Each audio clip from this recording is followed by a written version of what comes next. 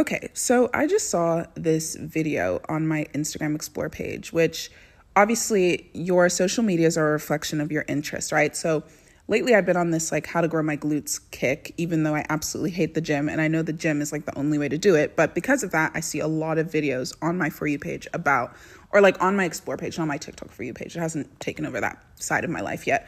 But on my Instagram Explore pages especially, I see like makeup videos and then like glute workouts, like religiously, right? And I'm watching this video, nothing special. This girl basically saying like how she grows her glutes by making sure to isolate certain muscle groups and whatever. And she shows like 2 particular exercises. And she says like, oh, that's the reason why I see, results in growing my glutes. And I go to the comment section and someone comments, don't forget genetics. And oh my gosh, this for me is representative of a specific type of person who anytime they see something on the internet, like, because this is a pet peeve of mine, generally speaking, but let's get into it, right? I feel like this commenter that's like, oh, well, don't forget genetics. Like genetics is the reason why she has a big butt. First of all, you haven't seen her before picture. You don't know that to be true whatsoever. And we all know, anyways, let me not get into that, right? But this represents a very specific type of person on the internet that when someone goes out there, and this can be for anything, growing your glutes, leaving the country, bettering yourself in literally any way. And they go out there, they take their time, someone puts out content and they say, this is how you can improve your life. This is the roadmap that worked for me. This is the roadmap I've given other people that's worked for them. And like, use this and it might help you. And like, obviously, if the shoe fits, wear it. If it's something you can't do, don't do it. They are literally strangers on the internet. Like, this is something I used to say, like when I would post is, I'm a woman, I'm a stranger on the internet, bro. You don't need to get hot with me. Like, you don't need to be offended by my takes. Like, you can scroll. I block strangers on the internet on a daily basis. Like, I don't care. You say something I don't like, done. You're done. Okay. And you can do that to me because again, I'm a stranger on the internet. There's no reason for me to be irritating you on the Wi-Fi that you or your parent or whoever pays for. You can just leave, right? And so when I see people go out there and they make genuinely valuable content that is helping people, and then you see a comment section filled with people that are like, oh, this is great, thank you, this helps me, whatever. They may or may not take the advice. You can save it, you can like it, you can ignore it, you can do whatever you want, you can scroll, you can block them, whatever. But then this is a very specific type of person that goes in the comment section and tries to take away from the advice that's being given, either by saying, oh, well, that was from genetics, or, well, what about the people that don't have the money to leave the country? Or what about the people that can't afford to buy a passport? Or what about the people that this, and this?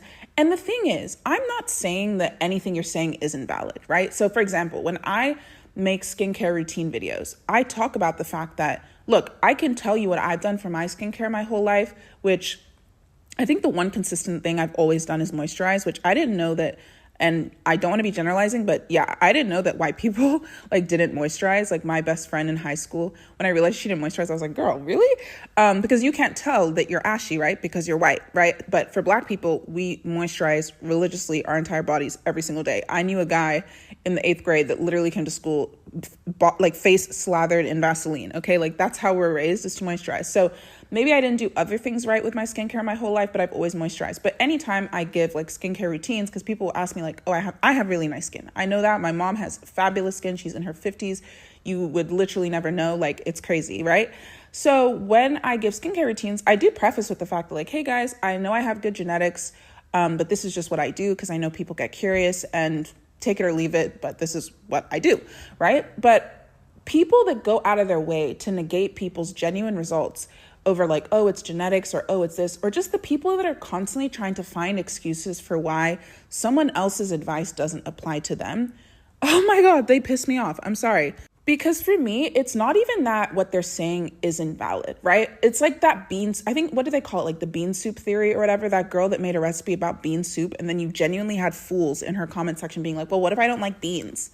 It's a bean soup. Like, do you want to make the soup out of water? Like, what do you want her to do? It's a bean soup. If you don't like beans, you should have scrolled. Like, you know what I mean? But again, right? It's not invalid for you to not like beans. It's just like, what are you doing here, right? Like, if something doesn't apply to you, if the shoe doesn't fit, like scroll. But that's not even what I'm getting on. What I really want to focus on specifically is people that are like, oh, well, it's genetics. People that want to find any excuse for why genuinely good advice that maybe just isn't the right advice for them wouldn't work. But the thing is, even if the advice was perfect for them, for those kinds of people, you are going nowhere in life. I'm sorry. I have to be a little bit harsh today. Sorry. okay, I'm being dramatic because this is a pet peeve of mine, but like, yeah, the fact that anytime you are given a roadmap, you immediately try to poke holes in it is a reflection of your personality. It is a reflection of how you show up in the world. And what that immediately tells me about you when you poke holes in something instead of looking for ways to make it work is that that's what you do in real life, is instead of taking action towards the things that you want, you look for excuses. You're a pessimist. You're a glass half empty kind of person. And because of that, you never do the things you want to do. And then the world continues to reflect back to you the reality that you've created in your mind with this horrible negative attitude that doesn't believe in anything, right? Because in my first episode on this podcast, which is probably more delivered in a more friendly and inspirational way than this podcast episode. But in my first episode, I talk about how it's so important to believe in your dreams. It's so important to believe that something is possible. Because if you don't believe something is possible, that's literally step one. If you don't believe something is possible, you're not even going to try, right? Like people that fundamentally think they're stupid, they don't try to read their books. They don't try to study because they assume they're going to fail. And if you assume you're going to fail, you don't try. And then because you didn't try, you fail. And then instead of attributing that failure to your lack of effort, you attribute that failure to some inherent fault in yourself, like stupidity, when really you're not stupid, you didn't try, right? And to go off on a tangent, which of course I should, like I'm a yapaholic, that's why you're here, to go off on a tangent, right? Something that I have identified as a difference between like American culture and, I'm going to speak for Nigerians, but this might be African or immigrant culture, but like Nigerian culture specifically, right? Because I live in Nigeria, my parents are Nigerian. The difference I've noticed between American culture and Nigerian culture is that in Nigeria, there's no such thing as, obviously people insult each other here all the time. They're very blunt, but you can't just be stupid, right? Like if you're in school as a child here, and I didn't obviously grow up here my whole life, but like I know the culture, okay, to a certain extent. There's no such thing as just like being stupid. If you get bad grades, your parents expect you to read your books until you pass and read your books until you get good grades, right? So if you're ranked the lowest in the class, yeah, they're going to poke fun at you and they're going to make fun of you and they might drag you. They might even beat you. Sorry. But at the end of the day, they're not going to say that that's just who you are. And weirdly, that actually is a growth mindset because what they're saying is you're not trying hard enough, try harder. And so what they're beating out of you is your laziness because they're saying, well, no, you can, and I'm not justifying beating kids. I'm so sorry. Let me clarify that. But what I'm saying is the culture here doesn't just allow you to say, well, I'm not good at that. Because the parents care so much about education and they care about you performing academically and passing, they are going to make sure that you pass. And they're not going to just hear like, oh, well, I'm too stupid for this or I'm too stupid for that. No, you go back and study. And maybe you'll have to study more than the kid that's smarter than you genetically, right? Than those people in the comment sections are like, oh, well, it's genetics. They're just like have a bigger IQ, whatever, right? Maybe you'll have to study more than really, really smart kids. But at the end of the day, they still believe you can do it. And they insist that you must. And even Nigerians that are put into an American context, but they're being raised by Nigerian parents that were maybe born and raised in Nigeria, they don't allow their Nigerian children to succumb to that attitude of, oh, well, I'm just too stupid for this. No, you perform. And if you need help to perform, they'll try to provide the resources as much as possible. But at the end of the day, you must perform. Whereas I feel like in America, at least to what I have noticed, right, there is this general attitude of, well, first of all, kids care so much more about like fitting in, even if they have to look stupid to fit in. Like something I noticed women, girls especially, young girls would do like in middle school, junior high, high school, whatever, in the States was pretending or like dumbing down their intelligence or just like not wanting to look a certain way in front of boys. And they've like done studies on this, like girls perform better when they are, not around boys. And boys perform better when they're around girls because the boys like perk up trying to like outdo, like they try to do the most around girls, whereas girls, they kind of, I don't know, it's probably a socialization thing, but they kind of come into their shell trying not to look a certain way, whatever, right? Being smart for whatever reason doesn't make you look cool, at least from what I noticed in the States. Not that I'm not talking about myself. I'm talking about patterns that I observed. I'm observant, period, right? And because of that, what I noticed is that there is this attitude, and something I also noticed in America specifically was like people love to be like, so I would get good grades, right? And I never would talk about my grades. People would ask me about my grades. I would just not tell them I don't talk about that stuff. Sorry. But I was top of my class. And something people love to do, and I don't know if they just love to do it around me, but I think it is a general thing people do, is if they know you're a high achiever, there's this level of like, oh, well, like I could have got, a good grade. I just didn't try. almost like they don't try so that when they get, a mediocre grade or whatever, they can say, well, it's because I didn't try. So in their head, they can hold on to the delusion that they are smart. They're just not putting in the effort. And somehow that makes them like feel better about themselves, because if they actually tried and then saw that they didn't measure up, then to them, it's almost like they would know in a more factual way with substantive evidence that they actually weren't as smart as they thought. So instead of, figuring out if it was true that they were smart or not, they would just try a lot less. And then when they were just, mediocre, above average, or still did well, but didn't do perfectly, didn't do as well as like me, for example, or other high achievers, then they could always like say to the high achievers, well, I could be as good as you. I just didn't try.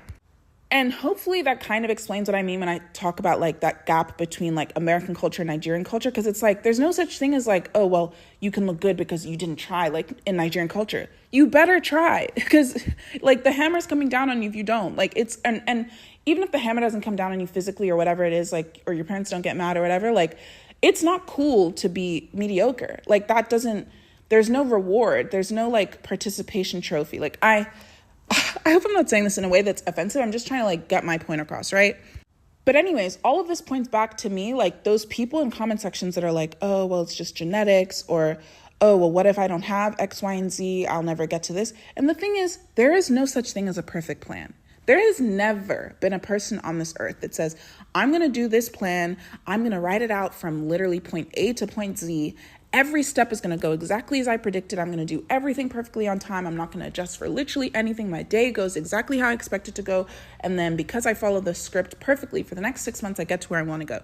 No, everyone faces detours. Everyone faces setbacks. Everyone starts from a starting point that they feel is underprivileged in certain instances and then privileged in other instances. Everyone has a mixed bag of marbles, right? It just depends, like, what are you going to do with it, right? Like, if I have a bag and some of the bag is filled with soil, some of it's filled with rocks, it's up to me to throw the rocks away and plant the frickin' soil and then water it. It's up to me to put the effort into my own life to see results. But if you're given a bag of soil and rocks and all you can say is, oh, well, I have a lot of rocks in my bag. Yeah, no shit. So does everybody else. And this isn't to like invalidate your struggles. I know that there are more struggles for some people than other people, obviously. But what I'm saying is the fundamental attitude of immediately looking for ways to discredit the plan and ways to discredit the possibility of you having what somebody else has is the reason why you will never have that thing.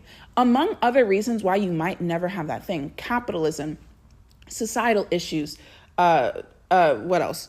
Patriarchy, like your group could be a marginalized group. There could be genuinely a million valid, and I know this as a Black woman and all the different identities and intersectionalism, there could be so many fundamental reasons for why it would be more difficult for you to achieve a certain life than it is for another person. They say it all the time: work twice as hard for half as much. There could be so many valid reasons. But what is genuinely going to be your downfall, if you're one of those people that immediately looks for the holes in a plan and looks for the reasons why something isn't possible, that will be your downfall. Over all of the other valid things that will probably hold you back in this life, the fact that you genuinely do not believe that it's possible, the fact that instead of trying to think of ways you can overcome obstacles, you just say, well, that's an obstacle. Did you know that? Like in a comment section of a random stranger's video. I know you carry that attitude into other areas of your life.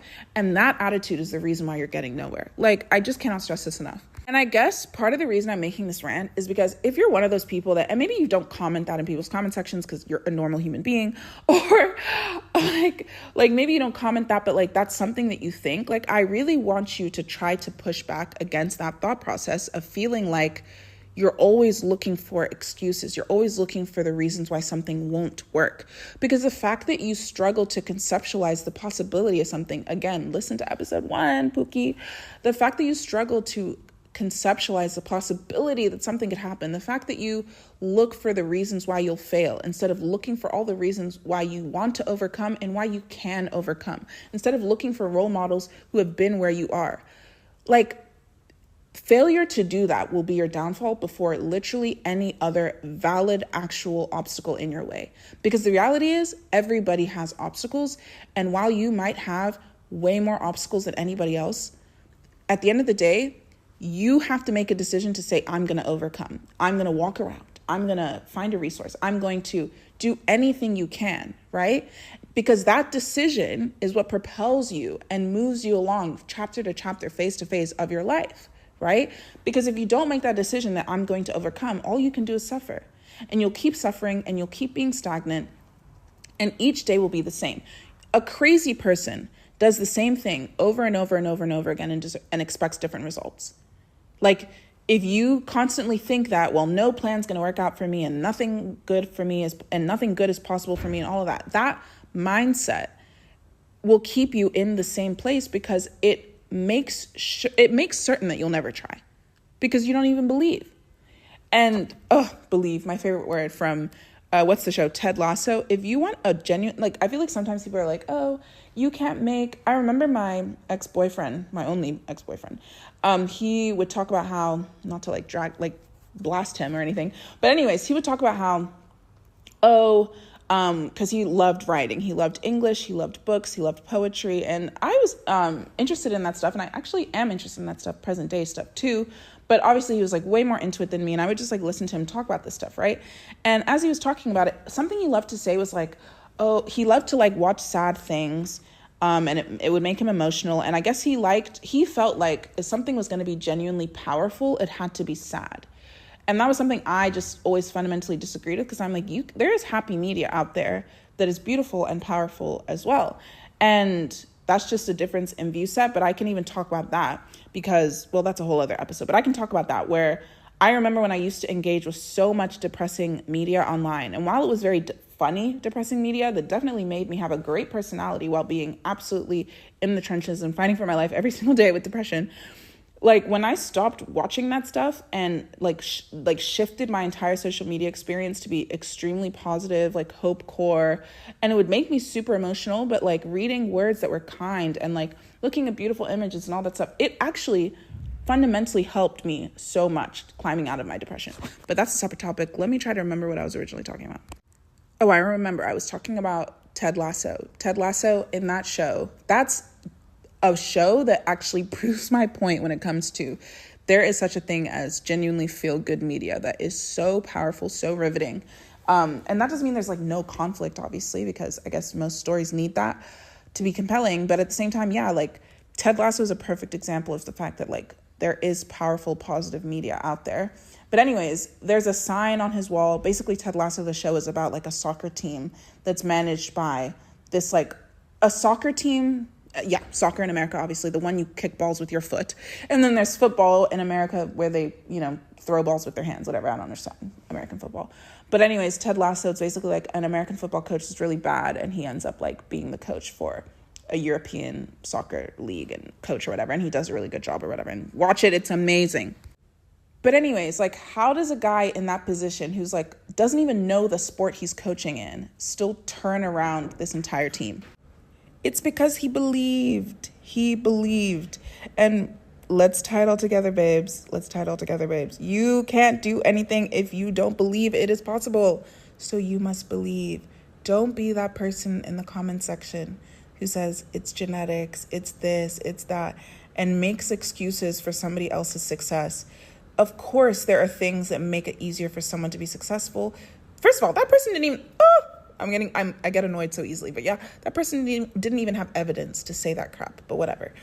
But yes, at the end of the day, there's always going to be a reason why someone is successful.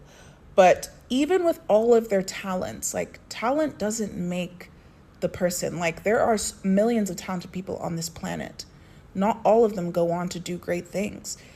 And some of the people that go on to do great things are like pressure makes diamonds. They're the people that come from the most unexpected places, the people that have to overcome the most obstacles, because those obstacles, again, like I said in episode 1, go watch it. People that come from those obstacles end up learning more. They end up expanding more. They end up being more agile, more reactive. And when they get to higher places and higher ground, they know what to do to stay there. They become more resilient. Like, I hate to say it, like, I don't like to, like, I'm not promoting suffering, obviously, but that suffering or lack of privilege actually makes you more resilient if you're willing to do what it takes to overcome it and to keep overcoming. Because everyone is going to hit a roadblock at some point in their life. And that can absolutely be anyone's downfall. So you can't get anywhere if you don't believe. And you can't get anywhere if you're always blaming someone else's success on genetics. And if someone is literally right in front of you, and that's the power of social media, right? We have access to so many resources. Literally, like, especially with like AI and stuff, I don't know how people feel about AI, whatever. But with the internet and the world we live in, present day, 2025, babe, there's basically nothing you can't teach yourself how to do at this point. If you have a Wi-Fi connection and you're listening to this right now, so I'm assuming you have a Wi-Fi connection, like there's so much you can teach yourself how to do to better yourself in this life, to reach the goals that you have for yourself. And so as much as you absolutely have valid excuses, I just want you to tap into the feeling that like you are unstoppable, because that feeling will take you so much further than being that person on the internet that's like, oh my God, like that's impossible. Like it was only possible for her because of this, this, and this. Like, no, it's possible for you too. And I've made videos about this in the past, like on my TikTok, talking about envy and how people use jealousy to be this very ugly thing.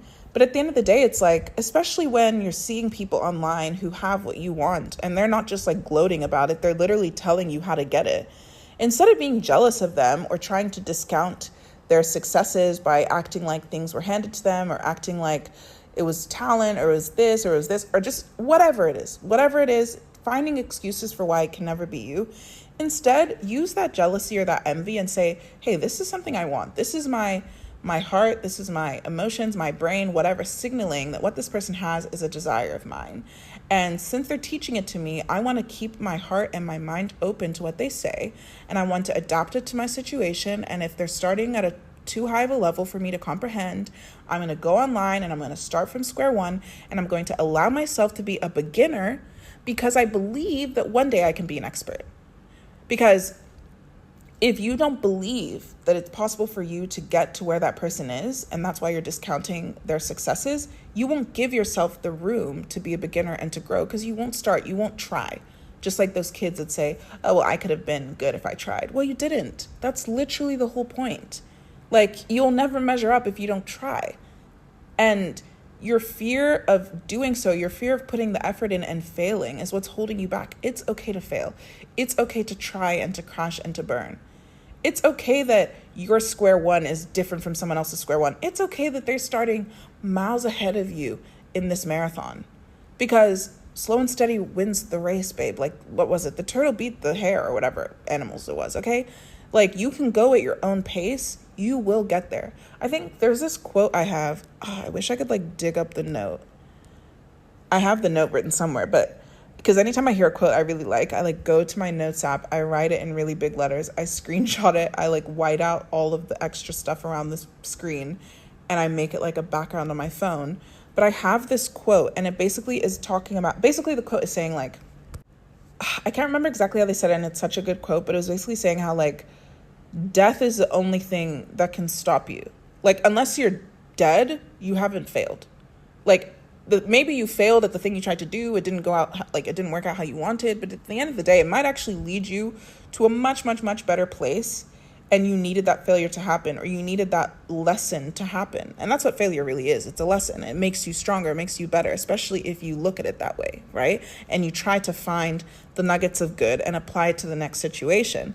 But this quote basically said that as long as you're still here, you know, living and breathing, you're still here to fight another day. You're still here to try again. So any failure other than death is mental. It's created by you. And then I think separate from this quote, it was like a video I had seen like months or years ago, basically saying how like, as long as you decide that you're never going to quit, you're going to get there. Unless you die first, right? Like, not to be morbid. But if you decide that you're never going to quit, you will get to your destination. Even if you have to, like, even if your destination is 2 feet next to you, but instead of like walking 2 feet to the right, you walk to the left, literally the length of the entire globe of this earth before you get to the spot 2 feet. Even if you go the complete wrong direction is what I'm saying, right? If you say I'm never going to quit unless God strikes me down from this earth, you are going to get to where you want to go. And the path could be muddled. It could be laced with failure. It could be laced with obstacles. You could start so far like behind everybody else, right? Your life could take so many detours, whatever it is, right? You could be so marginalized and have so many struggles. But at the end of the day, if you say, I'm literally never going to quit unless God strikes me off this earth, you're going to get what you want. Because all failure is mental unless you're literally dead. Because it would have to be you deciding to stop that stops you. And that'll be the first thing that stops you. And that's what I'm trying to say is, if you don't believe in yourself, that'll be the first thing that causes you to fail. You not believing that something is possible, you not believing that you are capable of achieving something, you believing that other people's successes are not something that you can mimic by, taking your own concerted efforts, by following the paths that are laid out to you in like a bajillion free YouTube tutorials. Maybe you have to watch like 50 billion ads to get to them. Okay, unfortunately. But there are so many free resources out there. Google anything. And you can learn. And you just have to believe that it's possible for you. So that was me. I had to say all that today because I saw that comment and it irritated me. And then I made a little Instagram story, and I used to post like long rants on my Instagram story. And that's how people were like, go make a podcast. And years later, here's the podcast. So this would have been an Instagram story, but instead it is a 26-minute podcast. So yeah, you should get the gist by now. I probably already repeated myself. So I guess I'll end off by saying thanks for listening. Thanks for spending this time with me. I hope you I don't know, I probably should have said this at the beginning, but my blood was too hot. I hope you cleaned your room or got something done. If you didn't, who cares? You can try again tomorrow, but try. Yeah, I'm pointing at you. TRY, try, do something. Okay. It's okay to be a beginner. It's okay to fail. That's what life is about. Okay. That's what keeps life a little bit interesting, but you will get to your happy ending as long as you never give up. So just don't give up. Okay. But thanks for spending this time with me. I will see you on episode 3. And my name is Abby. I don't think I said that. Hi, my name's Abby. Welcome to Live Lumani. The Yapaholics Pod. Your type B friend probably forgot to send you a voice memo this morning, so I thought I would send one myself.